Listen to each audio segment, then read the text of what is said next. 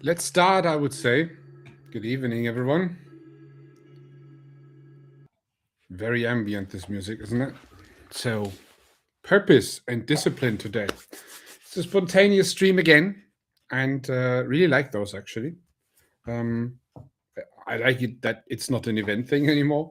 It is more like something I just do, and that's one of the things which is actually interesting for the topic of today. So the topic of today is about it's basically how we build purpose, how we stay consistent with what we do, how we practice and build up self-discipline.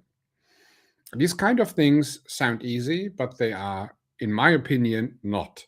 In my opinion, they are not because they are hard for me. So I think it is a daily challenge. It is something you need to actually do and practice daily. There's actually the word discipline.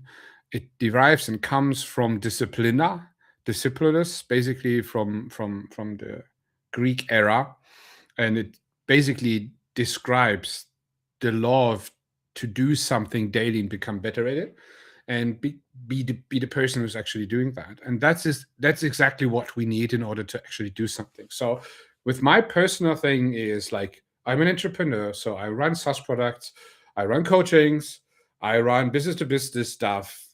There is a lot going on in my life. I'm father of two, I'm husband, I'm these kind of things.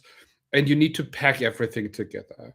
You need to pack fitness into that. You need to somehow progress things. You need to cope with all the stress about money, about payments, about taxes, about new jobs, about employees, these kind of things. That's actually something which can be very, let's say, it can drown you on some point in time. If you if you actually doesn't, if you don't have discipline or you don't practice discipline. And for me, I can say that this is a challenge, and I think it will always stay a challenge, even though I feel confident and comfortable doing that. But it's challenging, so it's nothing easy. And when I talk to other people, I just before that stream, I was talking to a buddy. So I made videos about that I actually have some buddies, which I'm challenging myself with. It is some form of self-reflection practice I do. And the topic of today was the topic I choose for the stream, is basically self-discipline, purpose, and how I actually keep those kind of things. And yeah, we had that topic, and we had that topic that it is a challenge for us both. It is a challenge when I see that in other mentees, or with other mentees, with other coaches, with employees, with business partners, with even with clients. Everyone is stressed in this world. Everyone does have the feeling that we don't really live up to the expectations from other people and from ourselves. So external agenda and our own agenda.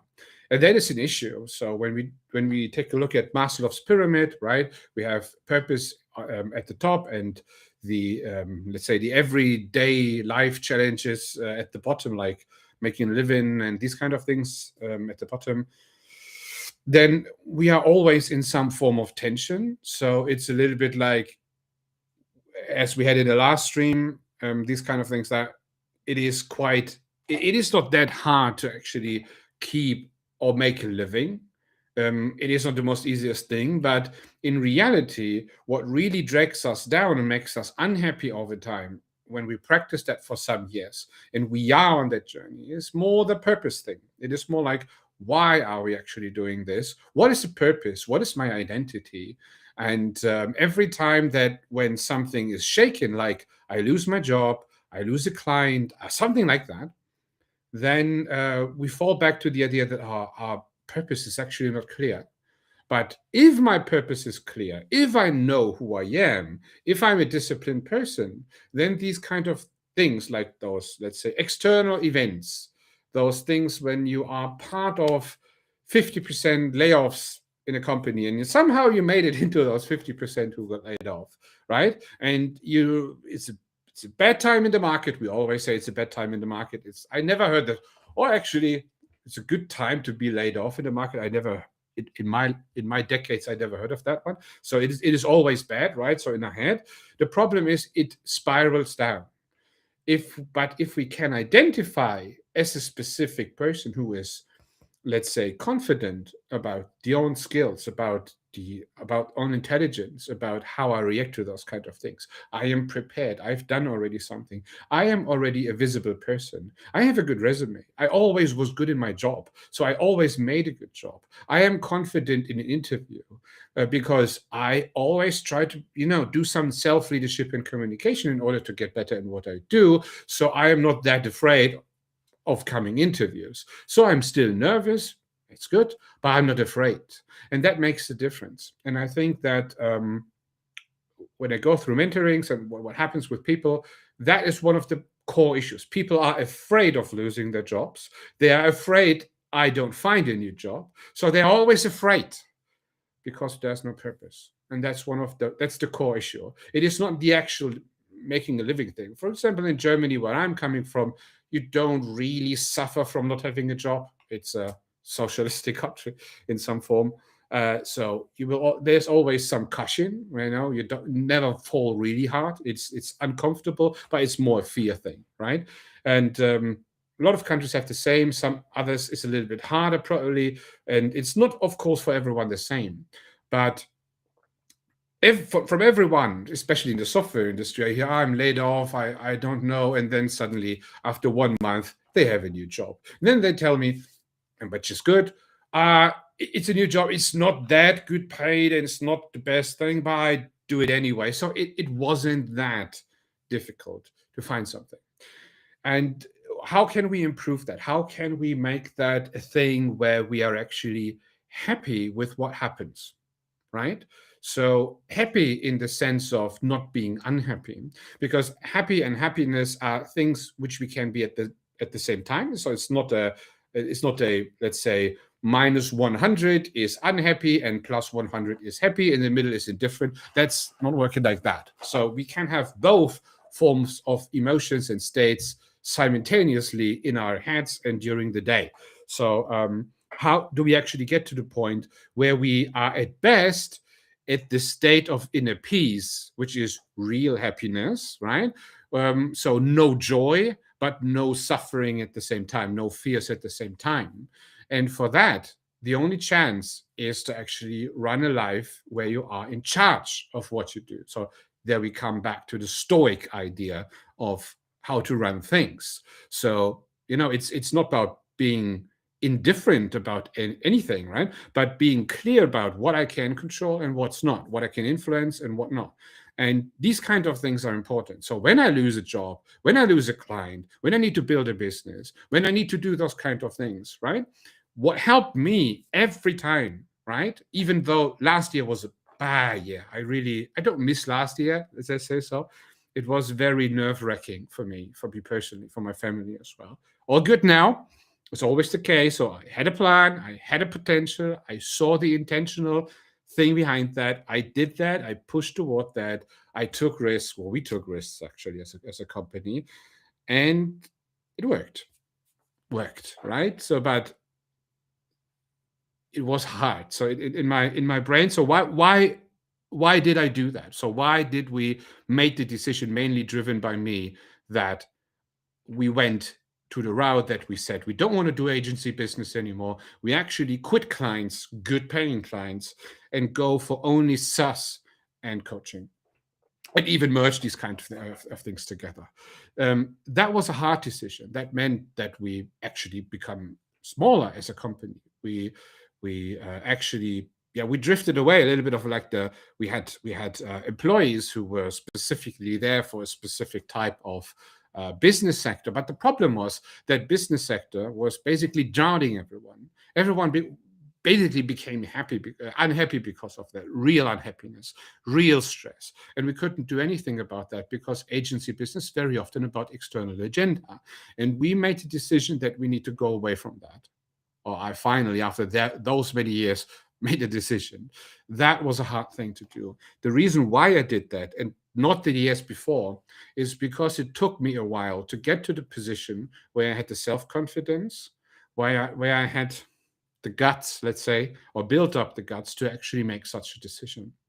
Um, and such a decision which will not only affect my personal world, but the world of my wife, my children, my business partners, the people I work with, the clients we still have, these kind of things. That is all in a form of tension. Then that is something which you need to take into account.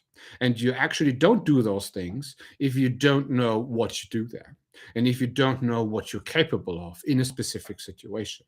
How do you do those things, right? I can tell today about how I do these kind of things. I had prepared some points, 7 points today, just 7, not too much. 7 aspects. That's not everything, of course, but 7 aspects I was discussing today, which are important, in my opinion, very important, to build up over time something, a basis like that, to be able to go through every challenge you face in your personal life, every journey, every hero's journey, right? Like Stephen Pressfield would say. So, there's this incident thing, there's the apex, and there's the ending, the happy ending for you, where you get your new job, you get your new role, and you dare to make a decision to actually move. You dare to make a decision to leave a company or leave employment and go into really build a business yourself, and really dare to do that and not make it a side hustle thing, which you actually never basically complete because you don't dare to actually make the move. For that, you need self-discipline. For that, you need purpose. You need to be able to project yourself into something which you can be, but you are not yet, right? And for that, you need the self-confidence, you need self-leadership. That is something you build up over time. And I don't really want to say just mindset, because everyone is using the word mind, and it's not wrong. It is mindset. It is setting your mind. But mindset is so general that people cannot, it is an evergreen terminology. everyone is throwing around since years. But what is it in reality? And if you haven't suffered in your life, you cannot really take a look back and say what it was, this mindset thing, what actually made it happen for you, that you can make decisions, follow through, and get to the other side, survive, and then go on do your work without enjoying that too much, because that became your identity. That's a form of happiness. And I want to talk about that today. It is not like, hey, you've done that great decision, money is coming in, these kind of things.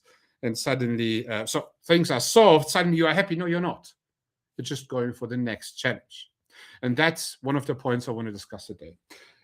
Just as some informations around the stream, you can ask questions to any time on YouTube, LinkedIn, and Substack. And I will go over the questions if you have some for me.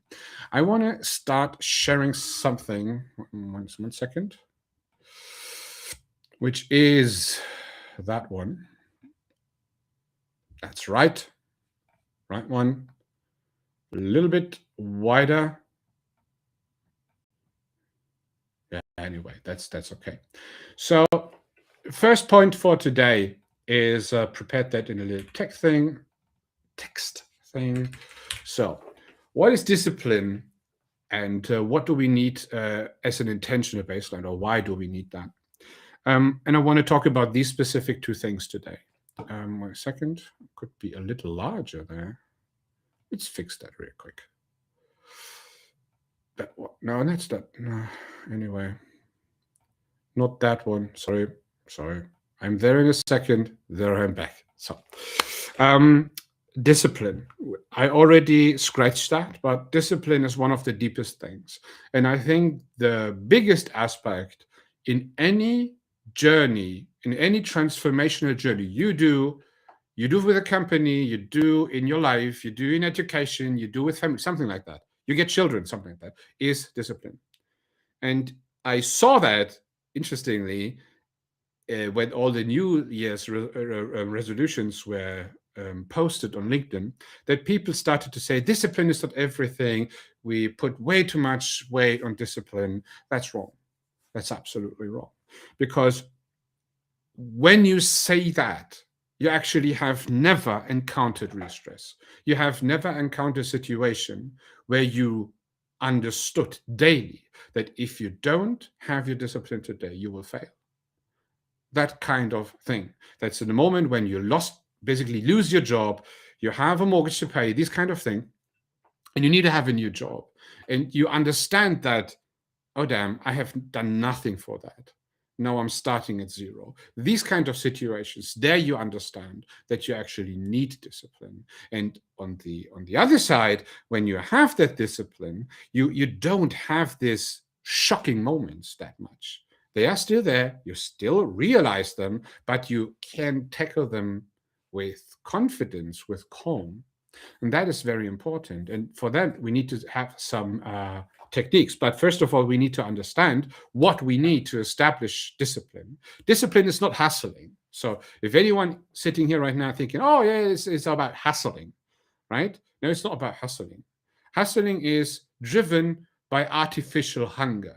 So I hustle because I want to become a muscular person, or I hustle because I want to, push my company forward, because it's driven by hunger. I project myself as some form of carrot I run after. That's hustling. The problem with hustling, it's a form of sprinting. So it's not discipline. It is not my everyday hustle. It is more like I project myself. I have a goal. As soon as I have a goal, it's hustling. Discipline is not with a goal. Discipline is based around the baseline. And the baseline is what you do anyway every day because of your identity. Coming to the identity in some points later, right? So the baseline is what you will definitely do today, a little bit above that at best, but don't fall below. That's the idea of a baseline. You can imagine the quality baseline, which we define in quality management, like in NFR or something like that. That you define quality, right? That's the definition. You can make over or under engineering, and that's the very same thing with your baseline. So you define for yourself what you will do. For example, a baseline for me is fitness, family, work. It's a little bit like that, and becoming better. So basically, in form of education and reflection. These kind of things I build into my day. I will definitely do something for my fitness, which changes a little bit over time, but there's always a solid baseline. I understand every day anyway. That's one of the points. And family time is as well. So I will do time. I will have time, quality time with my family every day. Not every second day, not every third day, every day. It's just what I have defined for myself. That is part of my baseline. And this baseline, this includes as well things like how I would prepare myself, how I would act in a specific situation where I need to make a decision, so that not a daily decision I need to do, right, will become a showstopper for me, because I basically I'm in a dilemma. I can't make a decision right now. So my baseline helps me, because I train, I reflect on that baseline, helps me to make decisions fast.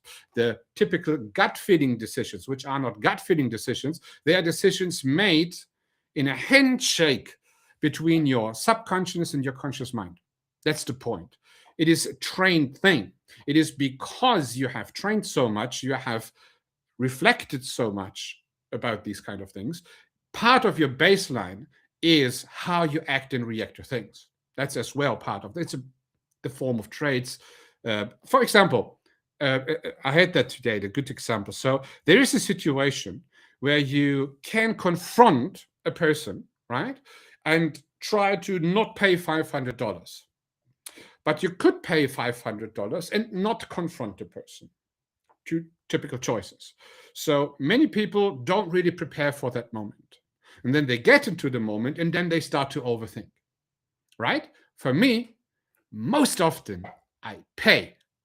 And that's the point is, oh, why is this guy paying? I know that many people around me are different. They try to fight for their money. It's just 500 euros in that moment. It is not worth to disrupt my week. It is not worth to attack my business. Because as soon as I try to engage a person in a conflict, and I say I want to save 500 euros, then I reduce everything I do to 500 euros. And I say that my week is worth 10K, something like that, 20, 30, 50K, I don't know, depending on how your week is looking like. Much more than this 500 euros. So you need to decide up front, am I that or this person? But no matter what, don't overthink, just do it. And do it 1 or 2 or 3 times in your life, and then reflect again. Learn, was it actually working or not? And then adapt. So maybe you become the person who is fighting more in the future life because you learned about these things, but never overthink. Because overthinking in that moment is what you then do to basically where you lose the money, where you lose the control over things, because then you start to become emotional. You have, oh, I could do this, maybe this, or even the third thing. Then we get automatically in the fallacy of choice. The more choices we have, the less likely it is that we make a decision, because we start to build up anxiety to make, or a fear to make the wrong decision. There are so many things going on, which means that part of your baseline should be what you will definitely do today and how you will react to these kind of things. That must be, those 2 components must be an integral part of your baseline. And this baseline is what you then actually practice every day. And that's a discipline. That's the first point. Let me quickly take a look. There we have one comment of Abdul. Hello, Abdul. How can we keep consistent ourselves? I will get to that point in the middle of the section, but I will make a little note for this one so that we actually get to the point a little later as well. But we definitely get to that one. So always perform well. It's a little bit, it's not really in order. So every of those points are equally important in the sense of actually performing. So it's not like do 1, 2, 3. It's not like that. They are all number one, if you like. But I will write them down in order because that was the 7 points I want to talk about today. Always perform well, which means that I had that discussion yesterday with another buddy.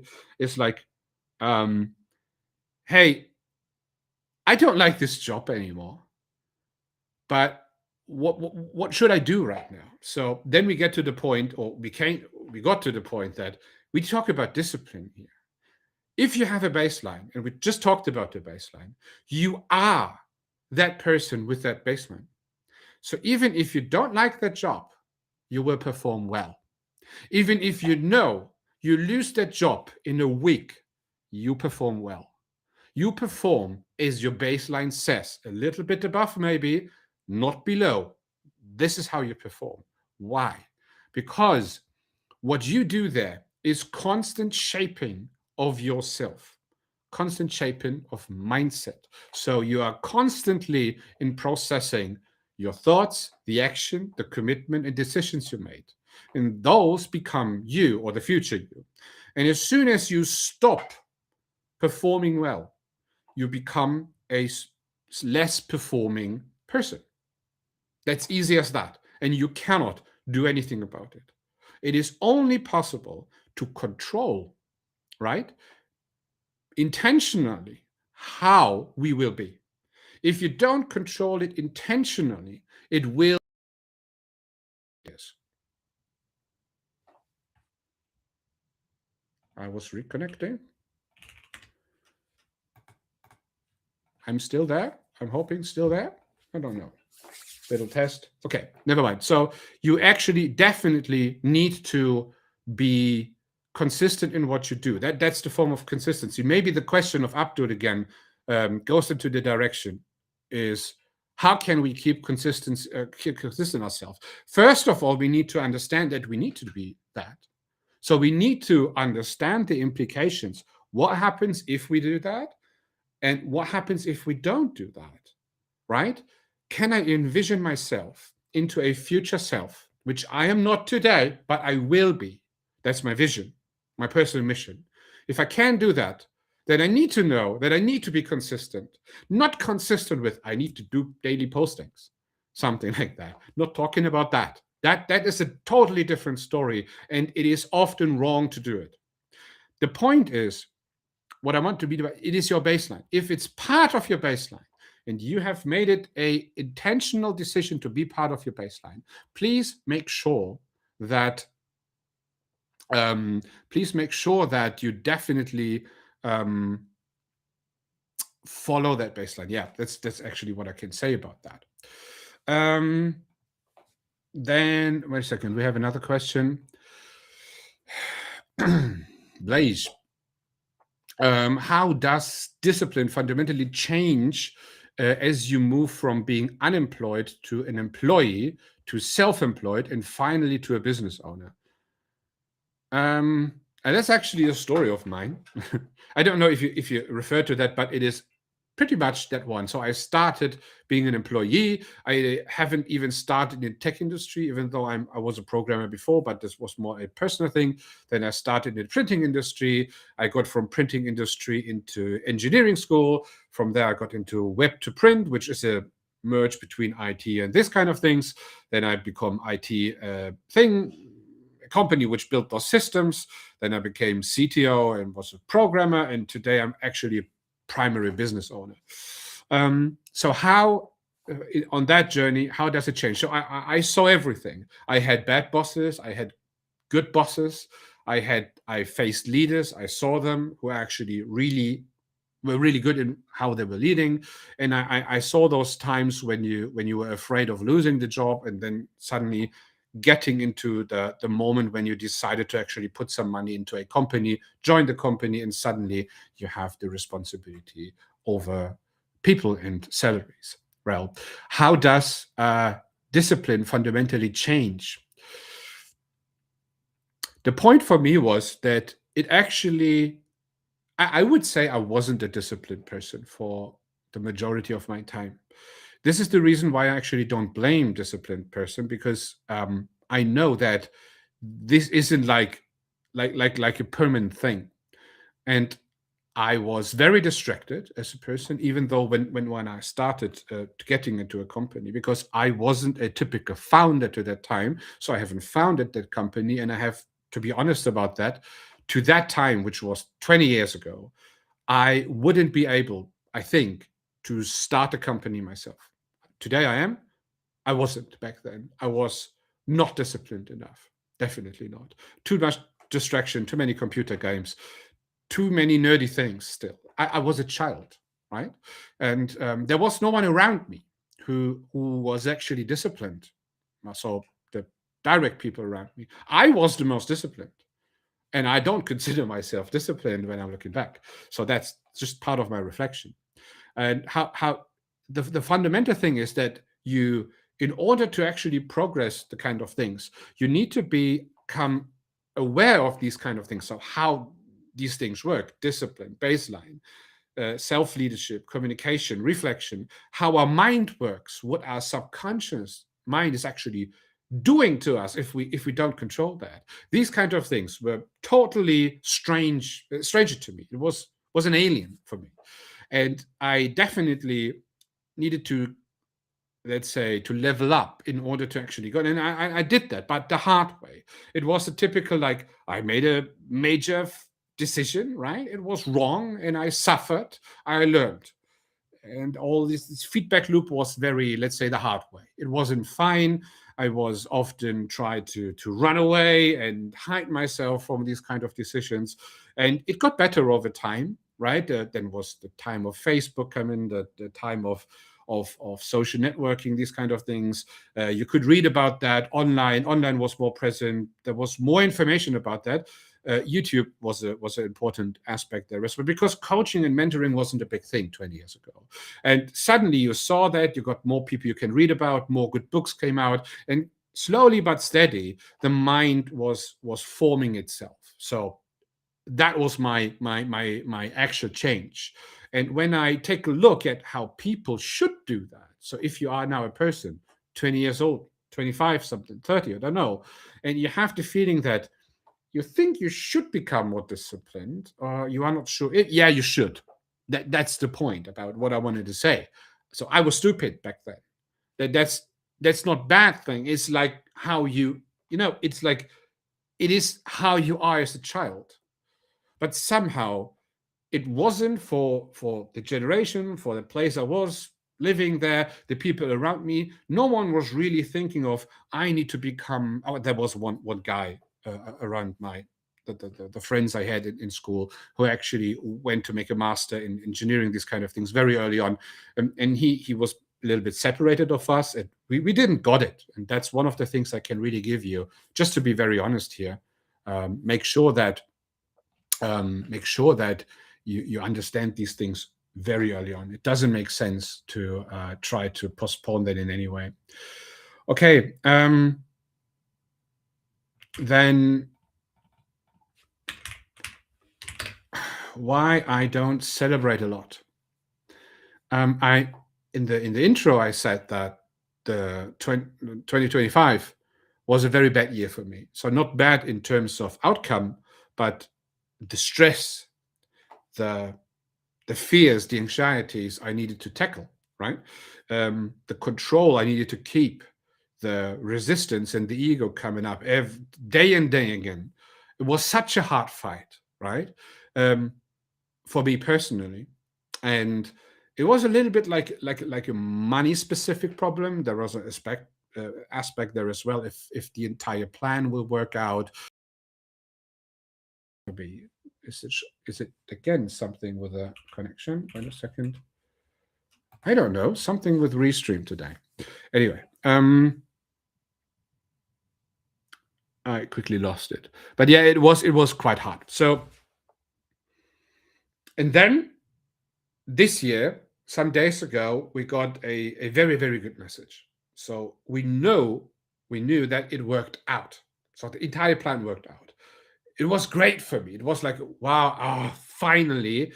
Okay, next thing. And a little bit like that. So it was something where others would say, wow, or actually told me that, I congratulate you. Do you celebrate today with your family, with your colleagues? How are you actually doing that? And I told them, no, it's actually like, I I just, I just confirmed for myself it worked. I'm happy. Yeah, I'm like, oh, that was good, right? But I have the feeling that now I need to do the next thing. That's the point. Now I need to start the next challenge. I need to go into the next one. I find out for myself it was working. Now my discipline tells me to just go on. And that's the point about indifference. Indifference in a positive sense. It doesn't shake me in a negative sense and in a positive sense. So I will continue doing my business, doing my job, doing my coaching, and just continue becoming better at it.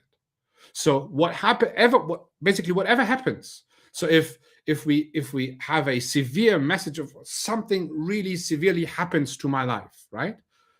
I will still I will acknowledge that, I will recognize that, and then I go on. It just continue doing. And that is the my stoic training of the last years helped me, the practice I do every day, to actually become that. So people say that you need to celebrate more. And I said, no, I had it in my brag book, and it's not like I don't call it mirror book these days, but I was writing that down, a single line. I'm proud. But it's the same thing as, oh, today I was able to run 16 kilometers, something like that. It's the same level, nothing more, even though it was a major change in the business. And that's the point. That's the point about stability. So if you go into either direction too much, like baseline wise, right? You go into the direction that you are extremely unhappy or extremely happy. That's bad. Stay who you are, focus on becoming better. And this is how you actually keep your peace, your inner peace, and how you actually be able to proceed in what you do. And now we come to the point where I was talking about before. Is wait a second. I need to check Substack. Nothing at Substack. Define your identities. Um, with identities, I mean the following. That's only about you, nothing external, and that's very important. Don't take this as an external agenda thing for you. You need to find like how you can identify yourself with what. And that can be multiple identities, right? I identify personally, for example, the very low one is, I'm a father responsible for a family. That's one of my identities, which means that this is something which I write down every day into my journal. So I write something in a reflection around that specific topic into my journal every day. There was something with my son yesterday. I made a mistake a little bit. Like, I needed to correct that mistake. I've done that, so I need to work on that. That's one of my identities. I want to become better as a father, as a husband, as a family person. That's one thing. The other thing is, I was, for the majority of my adult life, overweight. And now I'm identifying myself. I was a hiker. I was jogging a lot. I was doing marches, these kind of things. But somehow I was always overweight. Today, I don't set myself the goal to lose weight and become a fit person. Instead, I identify myself as a runner. I identify my person as a, actually not a runner, but this is just translated from German, where we have walking and running is the same word. But as a person who moves outside in a very fit way. This is who I am. I go for hikes, I go for archery courses, I go for marches, I go for runs every day, at least once a day. Why I'm bringing up that one? Because that is part of discipline as well. So fitness is a part of my baseline as well. So part of my identity needs to be that it includes the stuff of my baseline. It needs to be aligned. So I basically go out every day outside to actually make some form of moving fitness outside, not in a gym, not at home, no weights. That's not my thing. I'm going outside. I'm going running onto a hill. I'm going for a very long walk, a hike with weights on my shoulder, something like that. But I'm moving outside. That's my identity every day. And I'm doing that now for more than a year. If I don't do that, I feel bad. I genuinely feel bad. So back to the question of Abdul, how can we keep consistent ourselves? Well, that's one of the parts. I am this identity: father, runner, self employed person, free person. Those are my identities, the major identities I'm coming up with, right? This is the reason why I practice to become better in those every day. This is the reason why even though I like archery, I don't identify myself as an archer. I don't do that every day. This is just a hobby. I do that for recreation purposes. But this is not who I am, right? So who I am is very pure, right? And not complicated. It must be aligned or alignable with every day I live myself. Otherwise, I can't be consistent. For example, I'm sitting here in a runner leggings with runner shorts and runner trainers. So I have all round trainers for all terrain. I literally go everywhere in this outfit. I just change the upper part, mainly because I don't need to. But even if I would be in an office today with other employees, even though we are remote first, I'm still doing that. I would still do that these days probably, because since I took that identity, I am that, right? I'm even running around like that. That's the point. I can run with no hurdle. If I before that stream, I was around about an hour. I was out running, phoning with a friend while that with the buddy I was talking about. I just basically I put on my bag. I have a running bag. That's it. Going out, starting the watch, and just go. No hurdle, no excuse. And that's one of the parts as well. If you want to be consistent, remove everything which can the fallacy of choice. Don't have choices. Don't have things to prepare. Should I wear these boots or this for hiking? No, just have one pair of hiking boots, which are all-round boots. You have them always with you. Have them in your car, in your trunk, when the car is always with you, right? At best, you wear those things already, right? Have it ready. Even my archery equipment is ready. I can basically go now because it's basically packed in my car. So I can now go to an archery field right now if I like to, because there is no hurdle anymore. The same with streaming. The reason why I'm streaming right now, even though I try to find multiple reasons to not stream today. It's too late. Most people are already at home, blah, blah, blah, blah, blah. Maybe you can do that on Thursday. No, just do it. Camera is here, laptop is there, monitor is there. I just need to press start. That's it. No event. That was the reason why I in the beginning said, no event, I'm happy. That's the reason. That's how things work. This is how you can become consistent. Because I think one of the identities I will probably get back over time, because I lost it a little bit, is the streaming aspect. I identify myself as someone who loves to stream to people I actually don't see into a camera. That's what I like. This is what I'm doing for 4 or 5 years now, 6 years even. And I should identify myself more with that. This is what going on in my head, and I know I have the discipline to do that. Now I need to develop that identity for myself. So I need to adapt that. I need to find out, is it me, right? Even though normally I don't, I do it with myself, because as soon as I say that out loud, it becomes a little bit external thing as well. And if you want to reflect effectively, do it just with yourself. It's more effective. You don't really lie to yourself, and you can run better experiments without being biased by, hey, you told everyone you need to do that. So you need to be genuine about these kind of things. That's very important as well. Let's go to the next topic, because people want to go home, right? I don't know. I like it to talk to people here in the evening. It's a less stressful thing. Just wanted to say that. So the Stoic morning, self-reflection, commitment. So I already told that I'm Stoic, a Stoic practitioner, which means that I'm a practical philosopher, if you like it like that. So which means that I'm not sitting there and thinking all day long about things. What I'm doing is I'm doing my Stoic morning. I'm aware of what I can control, what I can influence, and what I can't influence. I'm aware of who I want to be. I commit myself who I want to be today. I write down my thoughts. I write down my fears. I write down my signals, 3 signals I see for today. So part of my vision and potential. So not to-dos, signals. And I make some room for a end of day reflection with my brags. I need to have 3 brags a day. If I have nothing to brag about, I have failed today. That's easy as that. I want to become better. That's part of my commitment, right? And so I define who I will be, how I will face things, how I will act and react to things. The point is, why I'm doing that every day is that I basically prepare myself, I fortify myself, my mind to not be prone to emotions.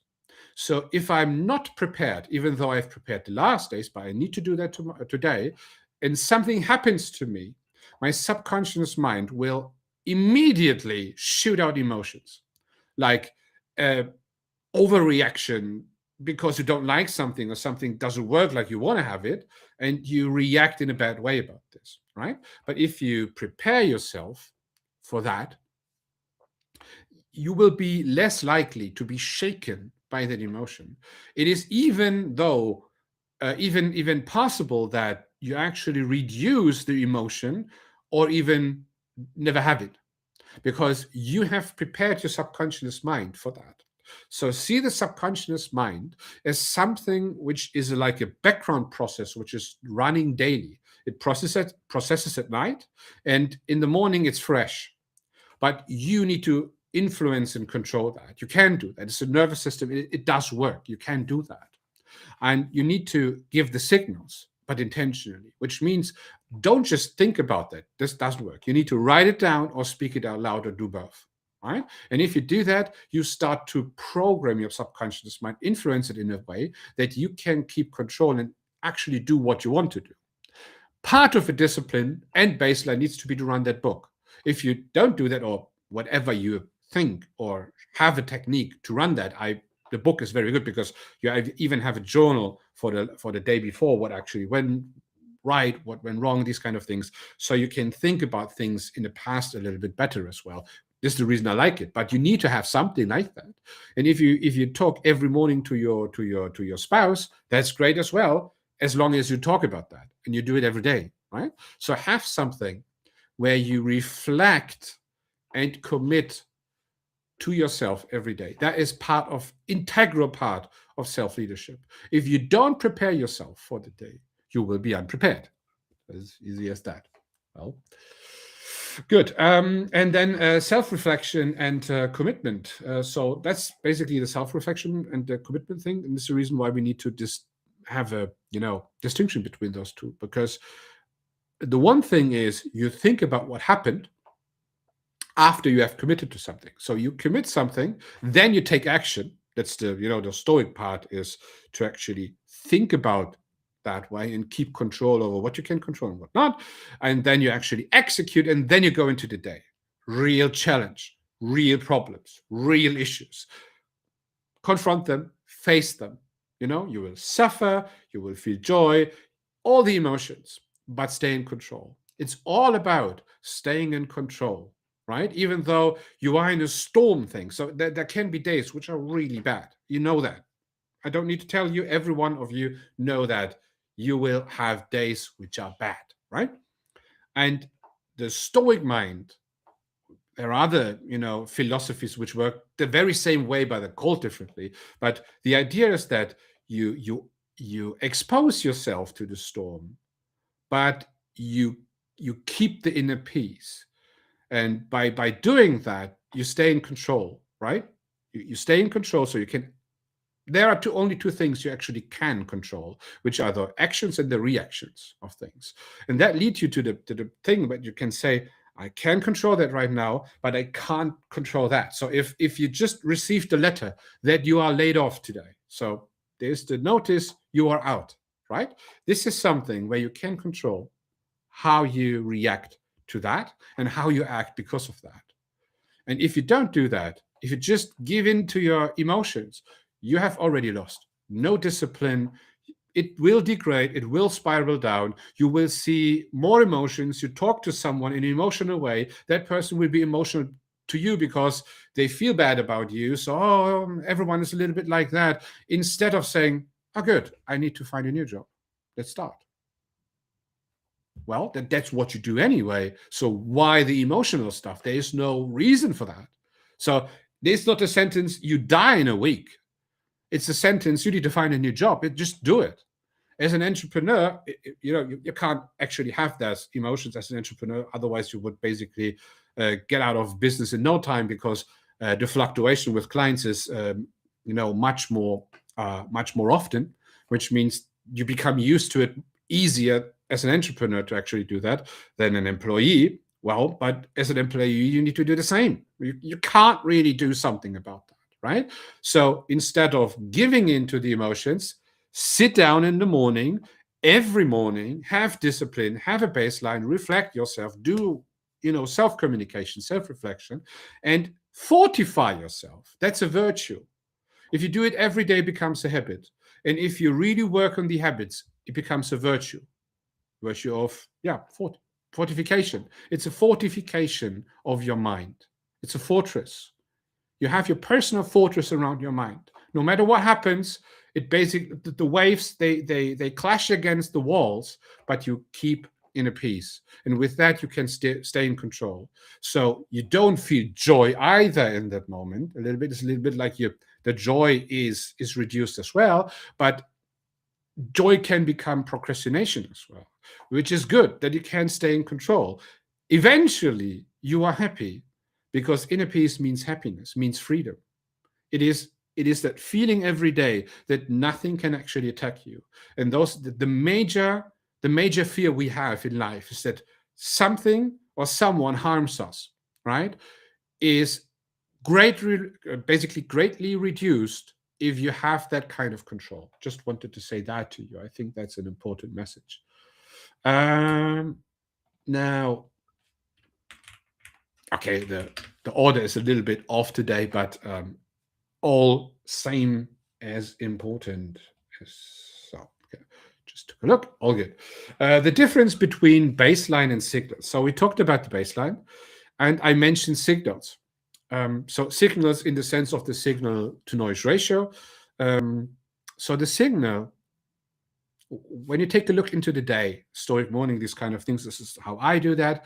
I take a look, what is my signal for today? So not the signal for this year, this week, or something like that.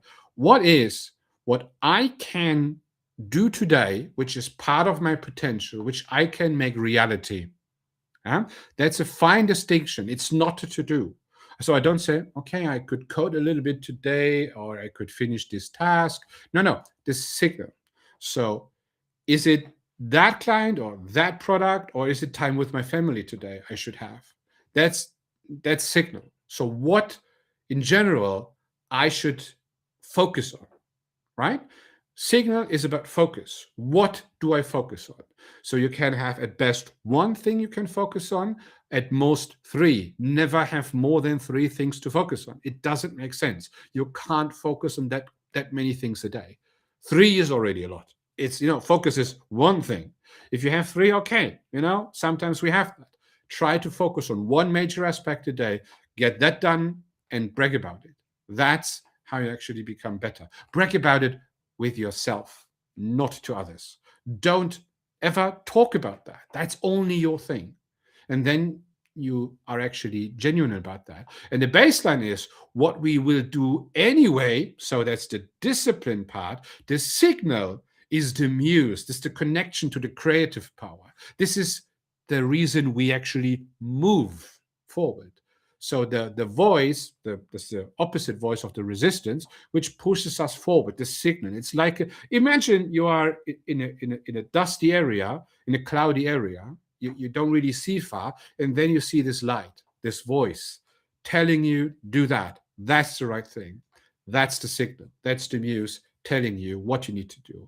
Whatever that is, probably it's just a voice projected by our subconscious mind, which tells us that makes sense, this pattern recognition, do that. Whatever that is, follow it.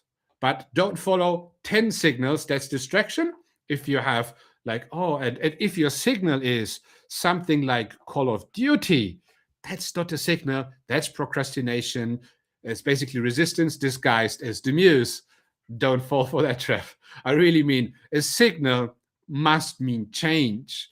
Means that the baseline is there to prepare you for the challenge and the change the signal will cause. It will probably cost you to get over a hurdle. It can even harm you. It can everything. It will do something to you. You know, change without suffering is that just decoration, and that's the point of it, right? So the signal leads you to your potential, and that means you need to put energy into something, into that signal to actually change, right? Uh so Blaise says the Stoic morning reminds me a lot of meta programming. That's interesting. Before execution, don't act, you inspect. Like using a mirror to reflect an instance. You look at what actually happened, not what you intended. That's interesting part. This is how I develop software as well. Uh, I developed the software. That's interesting. I haven't never thought about that. Thank you. I when I started to become more in the direction of stoicism and the idea of the turning pro moment from Stephen Pressfield is very aligned.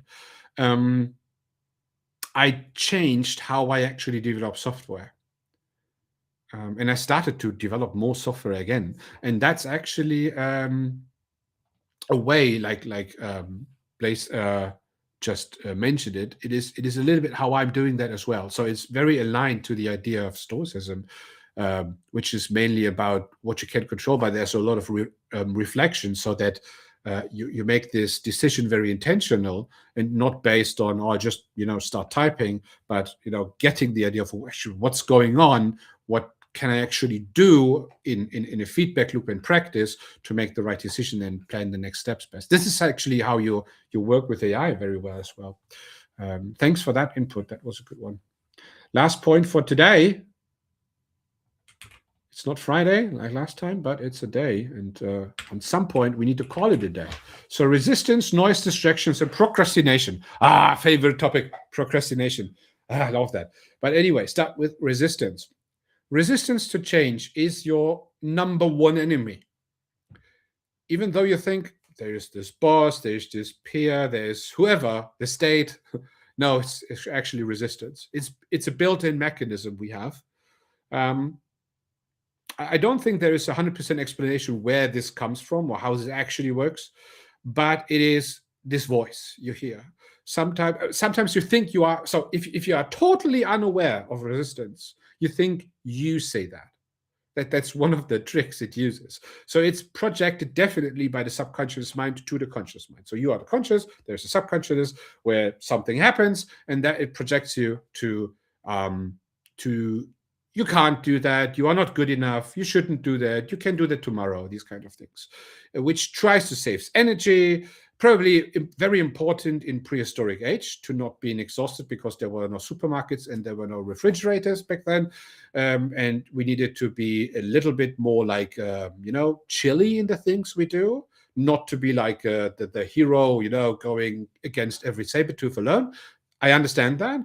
It doesn't really work today anymore. So the society today, the challenges we have, the purpose we have changed. So today, this resistance, which is holding us back, is a little bit too aggressive, and that leads to issues. So we have the opposite force, as I mentioned already, is the muse.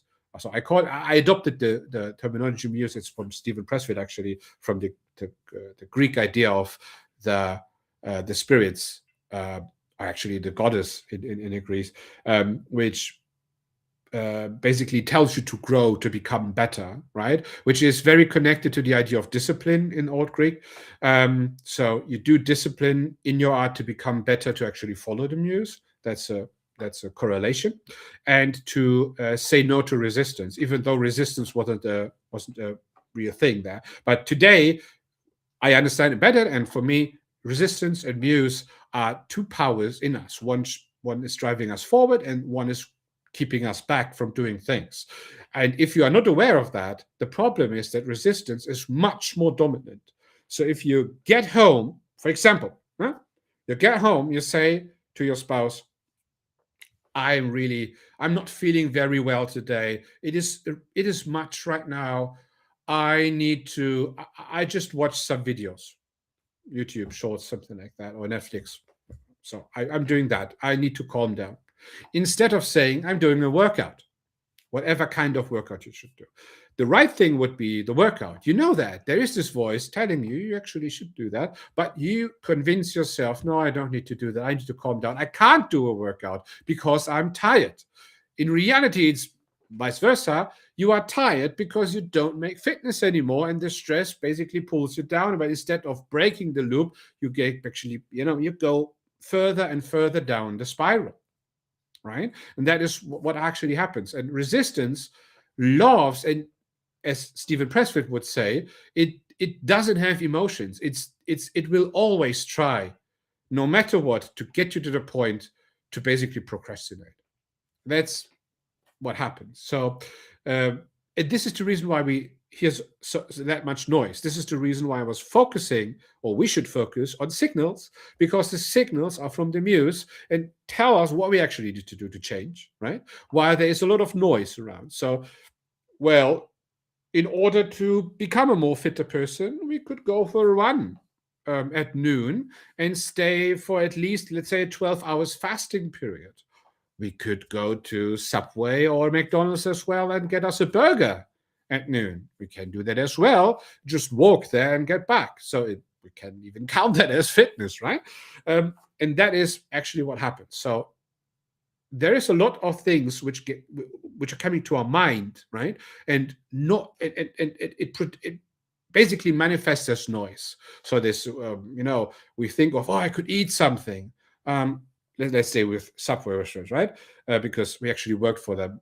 That's the reason why I have them always on mind. So I could go there, but then suddenly my mind get distracted and there's a lot of noise. And I could go to McDonald's as well, or I could eat healthy. I shouldn't eat at all. That's the noise. That's a fog of noise. But my focus is now focused on that noise, which I shouldn't do because it's against my baseline, against my discipline. That's the point. That's noise.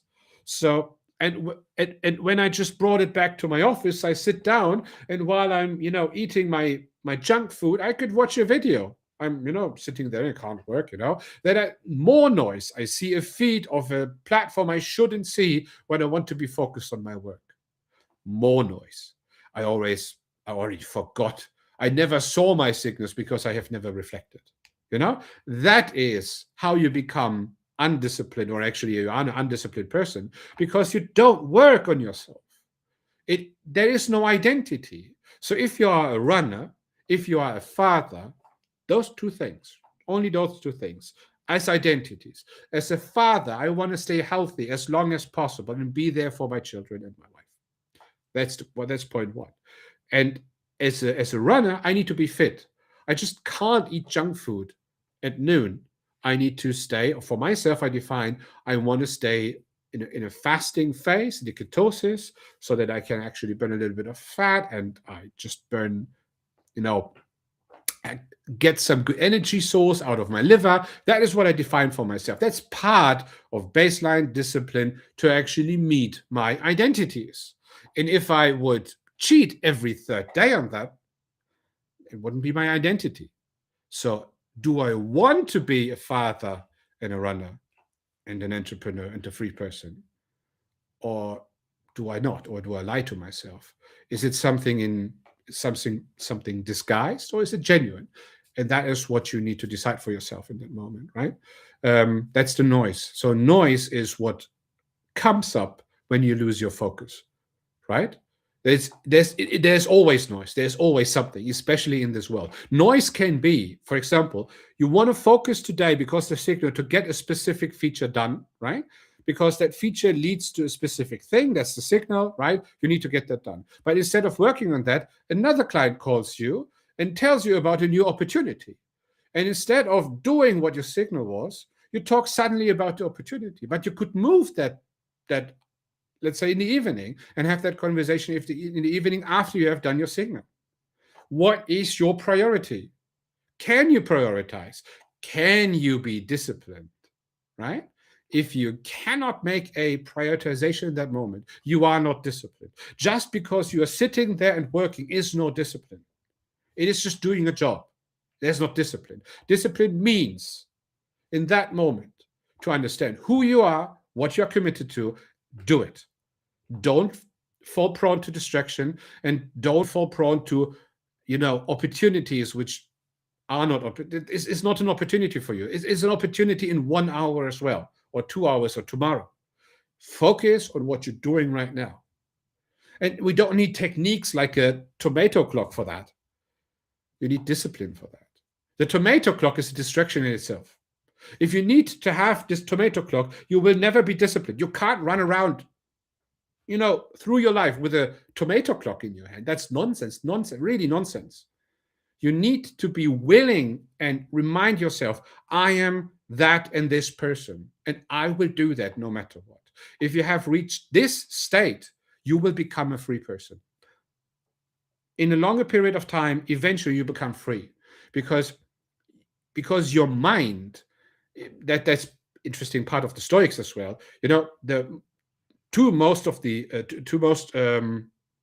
famous Stoics were Marcus Aurelius, Emperor of Rome, and Epictetus, a slave, who later became a free person, but he was a slave. Both participated equally in the same philosophy.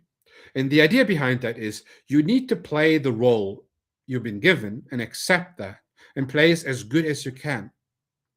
This is the only way how you become a free person. So a slave became a free person, and an emperor never became a slave. The point is, as an emperor, you are very prone to external agenda. So many people want something from you, right? But you actually kept everything at bay because you were able to understand and focus on the things which are important to you personally, which made those two people so extraordinary, right? And yeah, noise distraction is the very same thing. The last thing is procrastination. I want to discuss what today is procrastination is the action we do instead of the action we should do. It's as simple as that. So if we have a signal today, which is our potential, right, results in a to-do or a list of to-dos we need to do as next or in order. And instead of doing those kind of things, we basically do something different, right? So we sit down and, yeah, I need to do this. But you know what? I'm going to make a coffee. There's a colleague. Yeah, I need to do. We need to talk to this colleague because socializing is so important. Then I talk to that colleague. Boss comes along, the manager comes along. Quickly talk about that. There's a question. Can you quickly do that? Yeah, of course I can do that. Then you go back with your coffee. After half an hour, right? You sit down and you quickly do the thing you wanted to do with the other guy, and then there's an email. Just saw that one. Okay. Yeah, we already have afternoon. I don't know. Maybe I do that tomorrow. That's procrastination.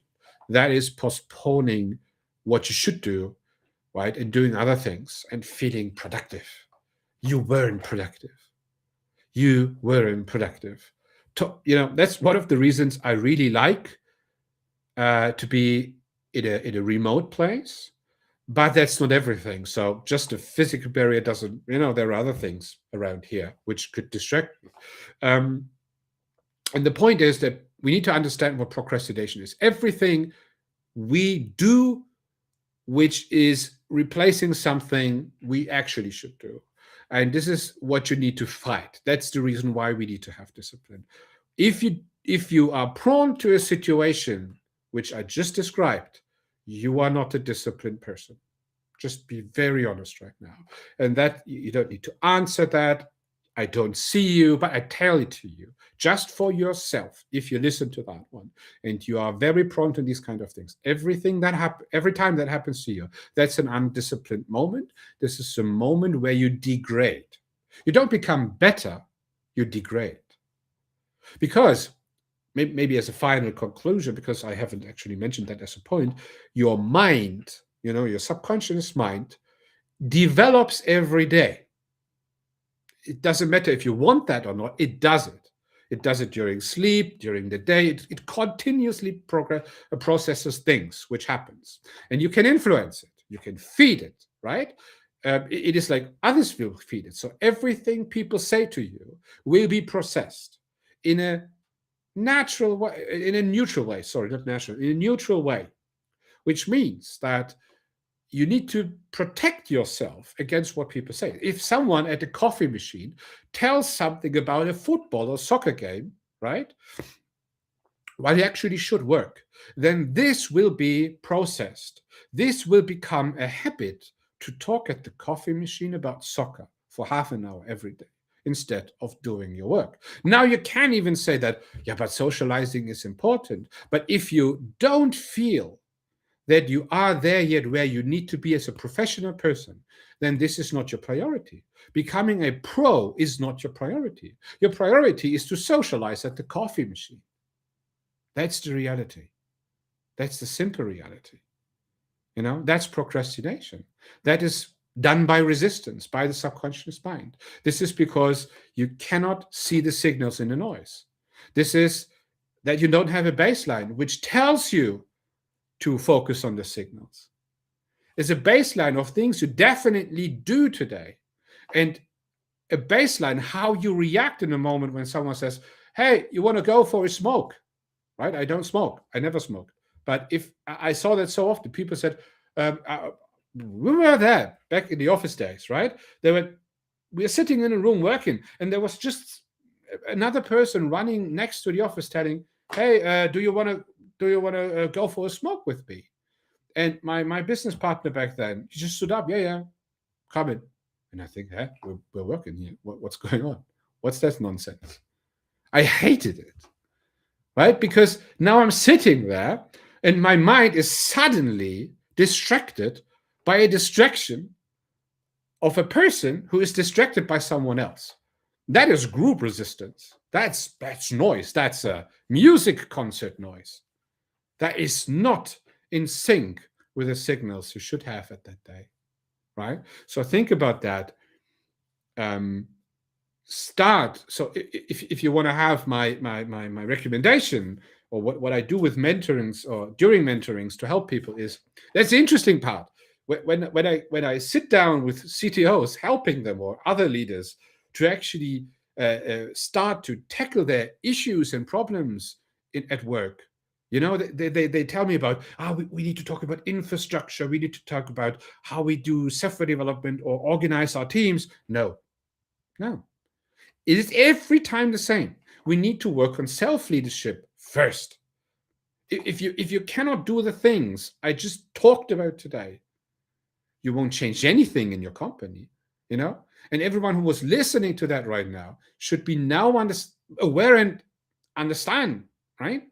That it cannot work. You can't make changes if you're prone to noise, if you procrastinate all day long, if you don't have discipline, if you don't have a baseline, if you don't really have if you are not the CTO, if you are the CTO because the CEO tells you to, or are you the CTO guy who is the CTO no matter where you go, then you are the identity of a CTO. When I make a change with people on a journey, I make the people the CTO, the leader, the staff engineer. You are a staff engineer in this company, but if you leave that company, you are the very same person in another company.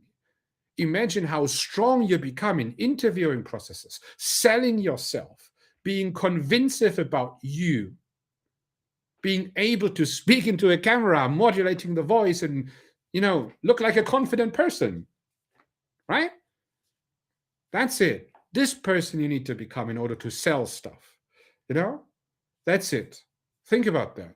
That's important. Identities, baseline, discipline. Work on these kind of things. This is no blah, blah, blah on LinkedIn. That is the harsh truth. That's a differentiator between the 5% of the effective people in the market and the 95% of mainly procrastinating people. That's the harsh reality. That's the mirror of society today. And that's okay. So it doesn't mean that you die as a procrastinator, you will have a miserable life. I don't say that, right? But If you listen to that and you think, I have potential and I don't find a way, I speak to those kind of people.